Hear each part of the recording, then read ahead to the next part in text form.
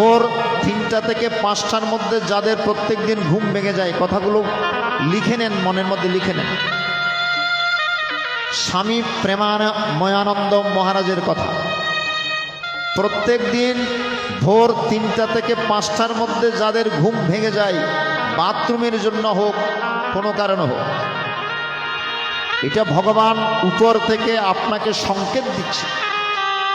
ভগবান আপনার সাথে যোগাযোগ রাখার জন্য চেষ্টা করছে, কিন্তু আমরা বাহ্য সেরে হাত মুখ দিয়ে আবার ঘুমিয়ে পড়ি। আপনি কি করবেন? ওই টাইমে হাত মুখ ধুয়ে ঠাকুরের আসনে বসে ভোরে আপনি করজোড়ে একটু ভগবানের নাম নিবেন।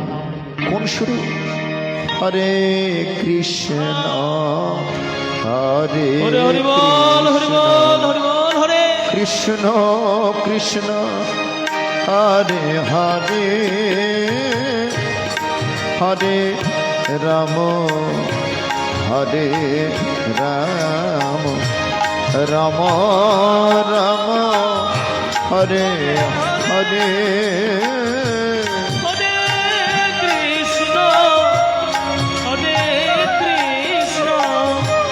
কৃষ্ণ কৃষ্ণ হরে হরে হরে রাম হরে রাম রাম রাম হরে হরে। এই ভোরে উঠে যদি এই সুরে আপনি চোখের জলে বুক ভাসিয়ে একটু ভগবানের নামটুকু নিতে পারেন 10 মিনিট, আপনার সংসারে শান্তি বিরাজিত থাকবে।